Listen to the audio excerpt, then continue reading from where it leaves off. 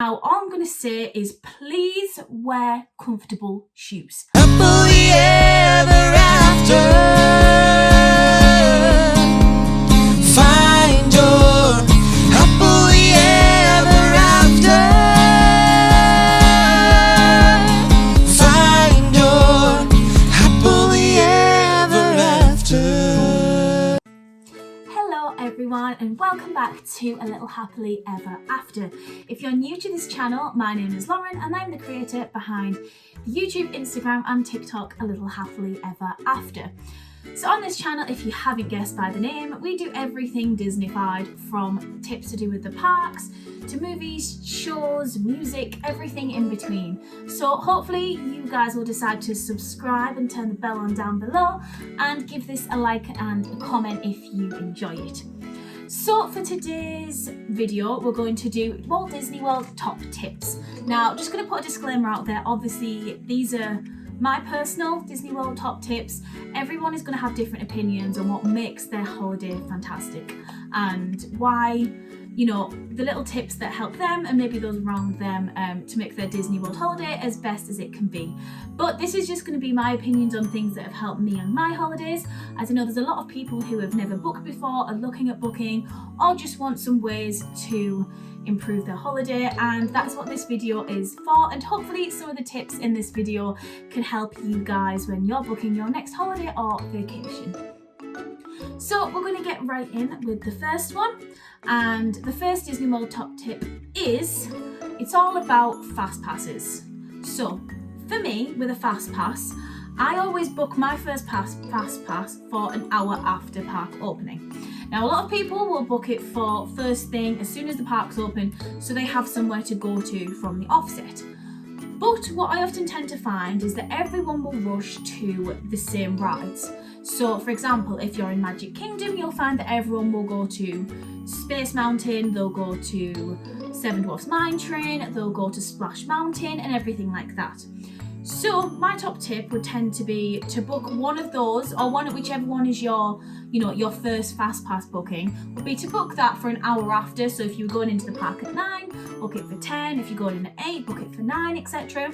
And then in the first hour, you can go straight to a different ride that's maybe not as heavily popular, and you might find that you might get on a couple of rides.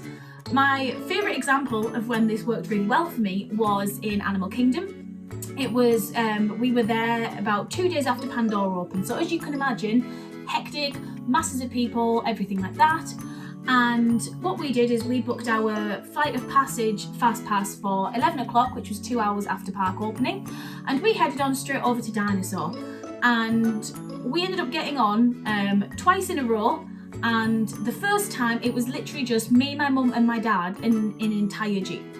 And if anyone has Dinosaur, you can fit up to 16 people. And the fact that 16, I think it's 16, mine's gone blank. And if you think about that, that's pretty incredible that we managed to get on Dinosaur twice. And I'm pretty sure we also then started to head over to Everest, which is maybe a little bit more of a wait. But that's 3 rides we managed to get on, because we then booked our fast pass for Flight of Passage. And bear in mind, the queue at this point, because it was opening weekend, it was hours and hours long. And we literally just walked past the entire queue straight into the fast pass line, and we were on within 10-15 minutes. And this was, opening weekend. And I think if we booked our fast pass for 9 o'clock, we would not have had that experience of getting on quite as quickly. Obviously with the fast pass, it would have still helped, but I think it's something that I've definitely noticed has helped, always booking the first fast pass for an hour or 2 hours after park opening and getting on some of those maybe less popular rides, because everyone's going to flood to the popular rides. So if that was one bit of advice, especially to do fast passes, I would say is my first tip is to book your fast passes, your first fast pass of the day, for an hour or 2 after park opening. So my number 2 tip is about juice. So one big thing for me is I don't drink water, and I know there'll be people who'll be like, how do you not like it? I don't know, I can't explain it, I don't like plain water. So for me, obviously, I could go and always buy my drinks in the parks, and yes, I'm like everyone else, I get my pink drink Starbucks, I'll get like a LaFouse brew or whatever during the day, I will buy drinks from Disney. But sometimes, a lot of people will take water into the parks. Now, one thing that I found is great if you're wanting to save a little bit of money is in places you could bring it from the UK, or you can get it from places like Walmart or Target or just around, is you can get these little squeezy juice bottles. They're about that big and you can get them in loads of different flavours. I've had them in kind of strawberry and kiwi or blackcurrant, and you literally have to do one tiny squeeze of it and you can get a full thing of juice out of it. Now me, because I like very strong juice, sometimes did like 3 or 4, but you can get away with just doing one, and it's a great way to save money because it's compact, which means that you can fit it into your backpack or your bag very easily. And obviously then you can just get free water from anywhere, kind of at the fountains or anything like that. Anyway, you can fill up your water bottle. Obviously be careful filling up your water bottle in a fountain. But anywhere that you can fill up your water bottle, you can just squeeze a tiny bit of juice in. Saves money, is compact. It means you're not having to go and buy loads and loads of juice from the counters and pay obviously the hefty Disney prices. And yeah, money saver, juice and juice. Okay, so my number three, my finger's going to do 3. My number 3 tip is about your shoes. Now, all I'm going to say is please wear comfortable shoes. And it seems something that would be quite obvious, but I think especially when people are going for the first time or they don't realise how much walking you do. Because I know for a fact, every time I've gone to Disney over the past few years, I've actually lost weight. And all that comes down to is the amount of walking, because the food I'm eating is a lot more food and a lot more kind of junk food or high calorie food than I would eat at home. But it's because of all the walking you're doing around the parks. I think one of my biggest ones was a Universal day. We hit about 20,000 steps. So you can hit a lot of steps when you're in Disney, Universal, any of the theme parks. And shoes are a huge thing, because I think especially you might see all these pictures of people on Instagram or videos, etc., of people in these kind of glamorous like little wedges or heels or everything. But I just look at them and think, oh my god, your feet must hurt. Like, your feet must hurt. And obviously I understand that some of them, if they're getting pictures, for example, might take different shoes to put on afterwards. But please remember the amount of walking that you're going to be doing. If you're not, because obviously some people may go purely to create content or everything like that, and they might not actually walk around the parks as much. However, if you're going for a day at Disney, please make sure your shoes are comfortable. For me personally, I always wear soft bottom trainers, or I very occasionally wear sandals, but if I do wear sandals, it's sandals that are fully strapped round the back of my heel, and made sure that I've worn them plenty of times before for comfort, because the worst thing you can do as well is wear new shoes. If you wear new shoes you've never worn before, you might be lucky and you might be okay, but also if you get blisters in Disney and you're on like the first or second day of your holiday and you've still got another 2 weeks left, that's gonna hurt. You do a lot of walking and you're gonna have to wear blister plasters galore, and it's probably going to cause you a little bit of pain. So please make sure that you wear comfortable shoes. There's threads everywhere online. There's people that have done full videos on types of shoes to wear. Go and find out. Hopefully we're back. Are we back? Cool. It died again. I have a tendency to do this every single time I record a YouTube video. It's because like I said, I fill my memory. So carrying on, we were talking about shoes. So yeah, there is threads. There's people, ask people that live nearby or who have annual passes, things like that, because they'll be going to the parks all the time and they'll be able to tell you. Also, obviously, if you're going to certain theme parks, bear in mind the rides that you are going on. So if you're going to be going to somewhere like Busch Gardens or Universal or somewhere that has rides that go upside down, please remember, if you're wearing shoes that slip off easily, you may end up losing them if you are flinging your legs about on roller coasters. So bear that in mind as well.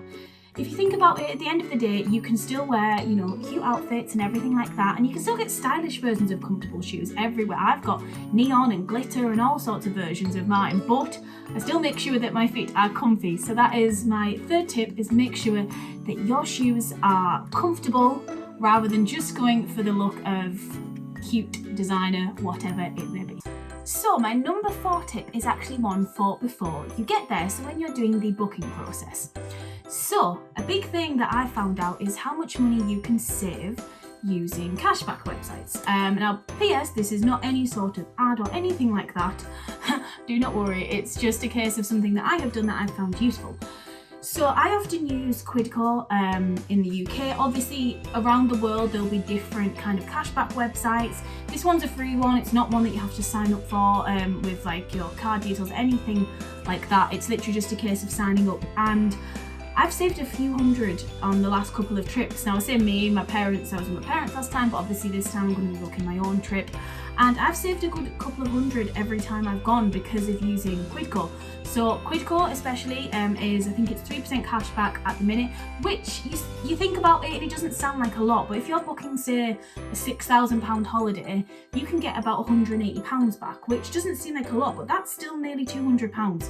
You can use that when you're there to spend on things, you can book something else with it, or you can use it for whatever you wish. But that's £180 just from buying it by going onto Quidco. If you've not used it before, basically you can use it for loads of shops and loads of different websites. So you log into Quidco and then it'll just take you to that website through it. So say you were shopping on Shop Disney, rather than just clicking on Shop Disney, you would go on Quidco, click on Shop Disney, and then it registers that you've been on that website. And then I think it does take a good couple of weeks for the money to come back, but you then can get your cash back. A lot of the clothing websites you can get 10, 15, 20% cash back. So if you're doing an order, even if you're doing a £60 order and it's 10%, you get £6 back. That's £6 you can buy something else with. And the fact that you can do it with your Walt Disney World holiday is amazing. And obviously as well, the more people you have and the more you're spending, the more you can get back. If you've got kids, if you've got a bigger family, you can probably save a lot of money by using those websites. And like I said, if you're from a different country, if you're from the USA, Australia, wherever it may be, have a check out, because I can guarantee there'll be a similar thing and you might be able to save a little bit of money on your Disney World holiday through a very simple click on a website. So tip number 5 is about refreshing. So specifically refreshing on the My Walt Disney World Experience app. So there's two different things. We're going to do 2 in 1 here. So the first thing we're going to do is on about fast passes. So obviously, if anyone isn't aware, when you go to Walt Disney World, you can book 3 to start off with, and then after that you then have a rolling fast pass where you can book 1, and then as soon as you get in the queue of the next one, you can then book. Nearly throwing things everywhere. You can then book another one. And one big thing a lot of people will do is they'll be like, oh, I want to go back on this popular ride. So use Flight of Passage, for example. They'll click on it and they'll refresh it and go, oh, there's nothing. And then they might look 10, 15 minutes later, oh, there's nothing. And just end up leaving it thinking there isn't. However, if you have yourself or a kid or a friend or anyone who is constantly on the phone, I'm sure I am myself, I'm sure there's plenty of people, or even if you do have a phone on you, if you just keep scrolling every 30 seconds, which sounds like a lot, but obviously if you're in a queue and you're not doing anything, there's no harm in doing it. If you keep scrolling, you'll find that times may pop up. Because this way, because I just stood there for kind of 3-4 minutes and just kept kind of scrolling down every 10 seconds, I ended up getting 2 fast passes for Flight of Passage. So I got one and then did the same thing and got another one. So I went on Flight of Passage. It ended up being with the fast pass from the morning 3 times in one day, which was absolutely incredible. And it's just a case of being a little bit patient. I know some people get sick of swiping it down, but you got to think, people cancel things all the time. They're constantly cancelling because they can't make it, they haven't ended up going to the park that day, they're doing something else, they get held up, loads of different reasons people cancel things. And there's going to be cancellations. As soon as they go, they'll come back on the app. So definitely, if you get a chance, make sure to keep refreshing it down, because something might just pop up for one of those rides that you absolutely adore and you can get an extra fast pass for it. And the second part to that is about bus times. Now, I don't know when exactly it came on, but last time I was there in 2019, they'd updated the app so it now showed bus times, which for me, staying on a Walt Disney World resort was an absolute lifesaver.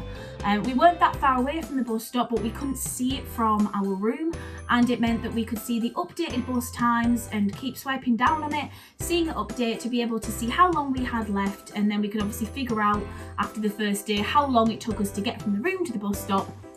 And it just means that it can save you a bit of time rather than just going down and waiting. Now, obviously, anyone who goes to Disney will also know that the buses are a bit everywhere at times. Obviously, it's not necessarily any fault through the drivers or anything like that. They often tend to be incredibly friendly and wonderful about everything. But obviously, because there's so many, the bus times can be a little inaccurate at times. But with the help of the app now, normally as long as it updates as it should be able to tell you how long it is till the next bus, and means that if it is going to be delayed by quite a while, you can just have a look on the app and you don't even have to leave the comfort of your room. So my number 5, I believe we're on 5, is the 2 tips about swiping down on fast passes and the buses. So our second last tip is going to be about dining credits. Now, for a lot of you, including myself watching, obviously as of this very moment in time, Disney dining plans are not a thing.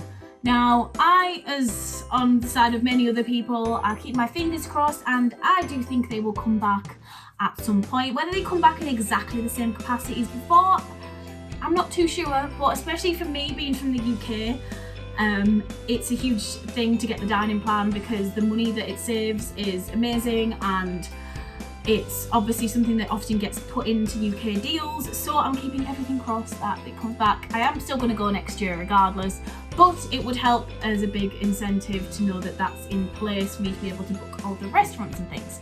So this is obviously for if that comes back and if it's all the same, but it's a top tip, so we're going to keep it in here. So it's if you're on the dining plan, you can convert your meals to snacks.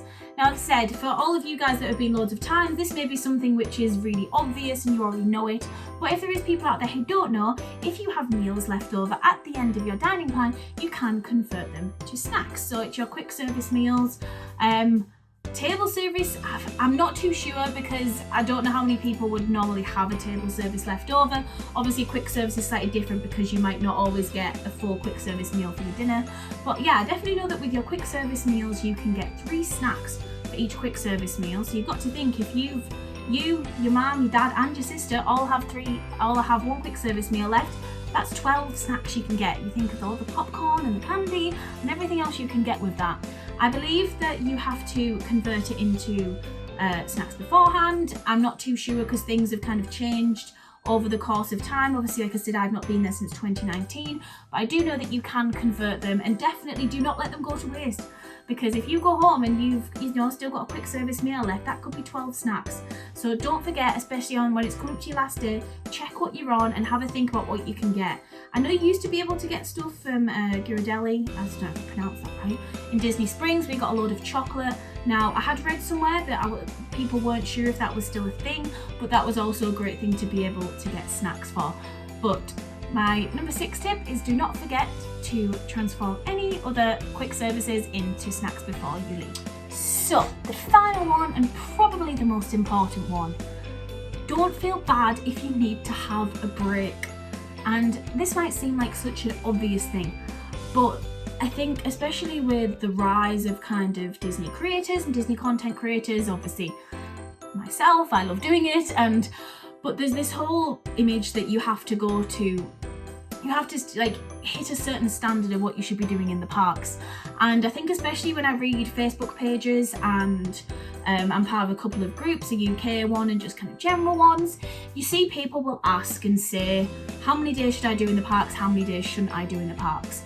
And there'll be people on there kind of, being passive aggressive towards each other and arguing and being like, oh, well, I wouldn't have a break at all, or oh, you definitely need to have a break, you must, it's that and the other.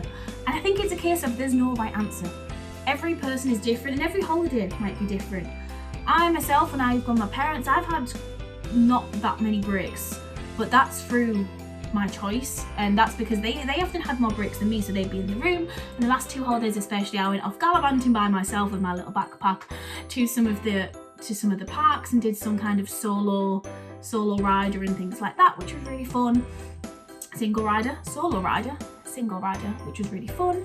Oh, my screen's gone a bit light. What's happening there? But there's nothing that you have to hit. Don't feel like you have to do anything. Just because this family you see on Facebook has done 21 days solid without a break doesn't mean that you have to do that. And in the same way, if there's people commenting on your things being like, you must have a break, you must have this many days, that's going to be too much. At the end of the day, they don't know you, they don't know your family, they don't know the people that you are going with. So do not feel like you have to live up to anyone else's expectations of what your holiday should be like. We often had a day. Hello again. So yeah, it just completely died. Like everything that I was doing, I kept trying to put it back on, and I kept trying to delete things and it just wasn't working. So I'm currently on my boyfriend's phone, so hopefully we get to the end of this video now. So as I was saying, sometimes when me and my family go, we take days and we go to things like the premium outlets, which are on iDrive, and especially coming from the UK, I know we get loads of discounts in comparison to what we'd pay in the UK, so you can get kind of perfume and clothes for cheap, which is really, really good. There's also loads of other things to do on International Drive. If you've never been, iDrive or International Drive is where a lot of people will tend to stay in Florida if they're not staying on Disney, on Universal, etc, etc. There's loads of really nice hotels and loads of amazing restaurants. I'll probably do some videos about the restaurants and activities you can do outside on iDrive and outside of Disney at another time. But just realise that your holiday is your holiday. You can take tips and hints from other people, but don't feel like you have to go to a certain standard of taking no breaks whatsoever or taking more breaks because people think you need them. Do your own pace. You can take more when you're there if you need it, you can take less if you need it, but just plan for what you and your family think you need. And as I said, you can always change your holiday. You can change, like, obviously the little bits about it. If you want to go back out and go to a park and you plan to rest, go and do it. If you have the tickets, there's no reason to not to. But your holiday is your holiday, and just enjoy the time that you have when you are there.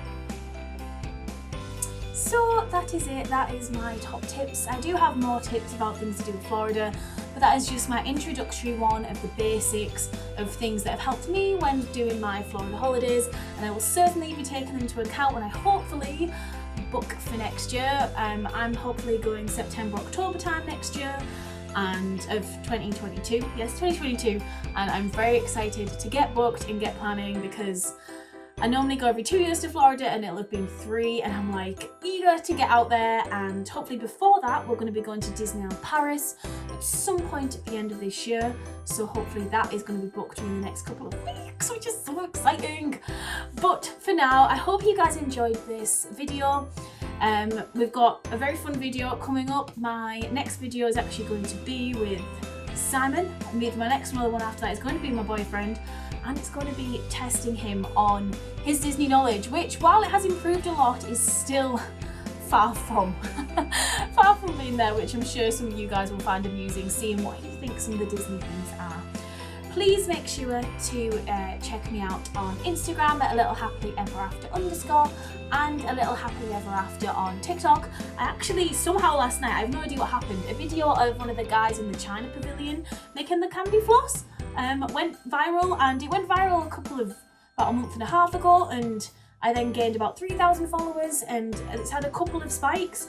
But last night I was on 8.3 and I'm now on 12,000. 12,000 people are watching me, which is absolutely crazy. I'm crazy. But yeah, check me out on there, check me out on everything, and please subscribe again if you haven't, like and comment if you enjoyed the video, and let me know what your top tips are. Hope you have a wonderful day, a magical day, and I'll see you real soon. It's just beginning. Feel your heartbeat faster. Reach out and find your happily